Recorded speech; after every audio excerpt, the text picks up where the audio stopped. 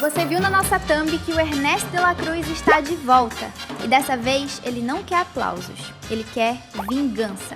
Só que tem uma coisa ainda mais maluca no novo filme de Viva. O protagonista Miguel e o vilão Ernesto vão precisar se aliar na Terra dos Mortos. Loucura, né? E nem é a única novidade. O Miguel cresceu e hoje é um adolescente. Além disso, uma garota misteriosa apareceu nas primeiras imagens criadas por fãs que são especialistas em acertar o que acontece nos filmes da Pixar. E existe uma chance da Mamá Coco se unir ao Miguel e que pode se transformar no momento mais emocionante de toda essa sequência. Então prepara o seu violão e se lembre das nossas aventuras como detetives, porque hoje nós vamos juntar todas as pistas já reveladas à sequência de Viva da Pixar. E fica até a última pista porque é justamente ela que pode mudar completamente a próxima viagem do Miguel à Terra de los Muertos. Você sabe o que está começando. É mais um Super Team Vídeos. Ernesto. Vamos voltar à cena em que o Ernesto é derrotado. Prepara a seta investigativa e o zoom de detetive. Ele é arremessado, viaja vários metros e bate no sino antes de ser esmagado. Espera, no futebol chamamos isso de chamar o VAR. Ali ele morreu, né? Não morreu não? Claro que não, ele já tinha batido as botas antes. Se você achou que aquele sino gigante tinha resolvido o problema do Ernesto de la Cruz de uma vez por todas, temos a nossa primeira grande revelação. Não resolveu. O Ernesto está oficialmente de volta em Viva. O ator Benjamin Bratt, que é a voz original do personagem, retorna para dar voz ao vilão. E o mais importante é que ele não vai aparecer só para fazer uma participação, um easter egg bobo, nada disso. O Ernesto quer vingança contra o Miguel. No evento da D23, onde a gente descobriu isso, tem até uma foto do reencontro dos dois. Dá uma olhada. E vamos ser sinceros, motivos para ele estar com raiva não faltam. No primeiro filme, o Miguel descobriu que o Ernesto roubou as músicas do Héctor, o seu verdadeiro trisavô. E o protagonista revelou a verdade diante de todo mundo na Terra de los Muertos. Em poucos minutos, o maior ídolo da música mexicana passou de popstar a fraude desmascarada, como nós já te mostramos hoje. Então olha só o tamanho do problema. O Miguel não derrotou apenas o Ernesto. Ele destruiu justamente aquilo que o Ernesto mais valorizava, a sua fama, até mesmo depois da morte. E aparentemente ele não esqueceu e nem vai perdoar. Mas agora vem a parte estranha. Lembra como terminou a história do Ernesto? Depois de ser exposto, ele acabou esmagado por um sino, repetindo de maneira quase perfeita o acidente que havia provocado a sua morte no mundo dos vivos. Dessa parte você não lembra, né? Chama o VAR e prepara o zoom do detetive. Você percebeu o padrão aqui? Ele morreu com um sino e depois foi derrotado sendo esmagado por outro sino. Até parece um castigo divino. Será que foi o plano de alguém em um plano superior? Nós sabemos que aquilo não foi o fim dele. As perguntas que ficam são: como Ernesto conseguiu voltar? Onde ele esteve durante todo esse tempo? E o que exatamente ele pretende fazer para se vingar do Miguel e da família Rivera? Por enquanto, essas respostas continuam escondidas, mas já temos uma pista muito maior sobre as consequências dessa vingança. É justamente o Ernesto quem vai provocar a nova viagem do Miguel para a Terra dos Mortos. Mas segura as suas teorias, porque a próxima informação revelada pela Disney sobre os dois deixa tudo muito mais estranho. Dessa vez, o Miguel vai precisar ficar do lado do Ernesto de la Cruz. Aliança. E é neste momento que o novo filme começa a ficar ainda mais interessante. Porque o Miguel não é mais aquela criança de 12 anos que chegou escondido para a Terra dos Mortos. Ele cresceu. A primeira arte divulgada pela Disney mostra o Miguel adolescente, com um visual diferente, o violão nas mãos e, claro, o Dante ainda ao lado dele. Ou seja, passaram-se anos desde a primeira aventura. Só que aparentemente uma coisa não mudou nada. O Miguel continua conseguindo arrumar problemas com gente morta. Alguém chama um padre, por favor. E dessa vez o problema tem nome, sobrenome e um sorriso que todo mundo conhece. Ernesto de la Cruz. A vingança do antigo ídolo é justamente o que acaba levando Miguel de volta para a Terra dos Mortos. Mas preste atenção nessa pista, porque ela muda completamente o que nós poderíamos esperar da continuação. Se você prestar atenção na nossa seta e o zoom, vai ver que o Miguel ainda está usando o violão branco do Ernesto. E isso pode ser uma ligação entre os dois, não é mesmo? Você gostaria de encontrar o Miguel Rivera ou o Ernesto por aí? Comenta a hashtag Pixar pra gente se conhecer. O Miguel não vai simplesmente voltar para enfrentar o Ernesto. Ele vai precisar se juntar ao vilão. Sim, ao mesmo homem que roubou as músicas do seu parente. E mesmo assim, em algum momento, os dois vão estar do mesmo lado. O ator Benjamin Bratt chegou a fazer uma brincadeira com essa nova dinâmica, dizendo que o Miguel se transforma em uma espécie de ameaça e acaba precisando se juntar ao astro bonitão. Agora tenta montar esse quebra-cabeça. Se o Ernesto quer se vingar e o protagonista ainda usa o violão dele, por que o Miguel aceitaria ajudá-lo?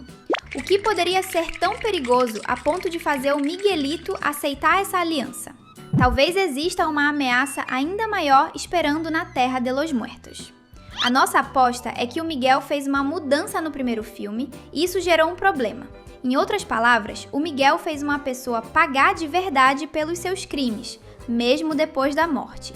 E todos os espíritos viram isso. Com isso, ele uniu os seus trisavós e salvou a alma do Hector. Ou seja, o Miguel provou que mesmo depois da morte, a justiça pode ser feita. Alguém do outro lado pode não ter gostado nada disso. Ou talvez essa seja uma parceria temporária e o Ernesto esteja planejando alguma coisa ruim desde o começo. Por enquanto, isso entra no nosso mural de teorias, ok? A Pixar ainda não entregou essa resposta. Mas uma coisa já dá para perceber. Colocar o Miguel e o Ernesto juntos é uma maneira perfeita de continuar essa história. Então o desafio pode ser muito pior. Saber que o Ernesto é perigoso e mesmo assim precisar confiar nele. Só que enquanto todo mundo está olhando para o Ernesto e tentando descobrir como essa aliança vai funcionar, tem outra pessoa chamando a atenção de todo mundo. Uma garota de rosto pintado que já está na cabeça dos fãs. Quem é essa menina? Namorada? E chegamos à pista que está fazendo muita gente discutir na internet. Dá uma olhada nessa imagem que explodiu na internet nos últimos dias. Quem é essa garota de rosto pintado? Ela aparece no material divulgado por fãs do filme e bastou isso para surgir uma teoria quase que imediatamente. Será que estamos olhando para a futura namorada do Miguel? Calma, detetives. Aqui precisamos separar muito bem uma pista de uma resposta.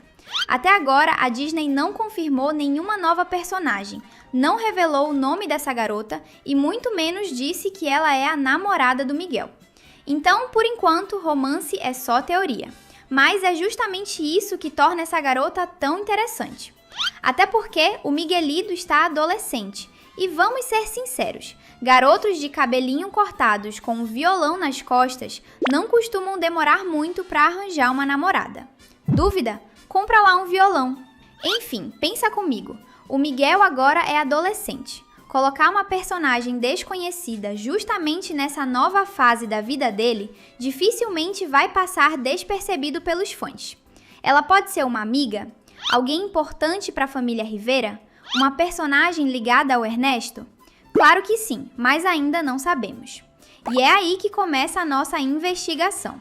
O rosto pintado dessa garota imediatamente chama a atenção para a ligação dela com o universo do Dia dos Mortos. Mas cuidado, só a aparência não conta quem ela é, de onde ela veio. Não dá para olhar para uma imagem e falar, pronto, é a namorada do Miguel.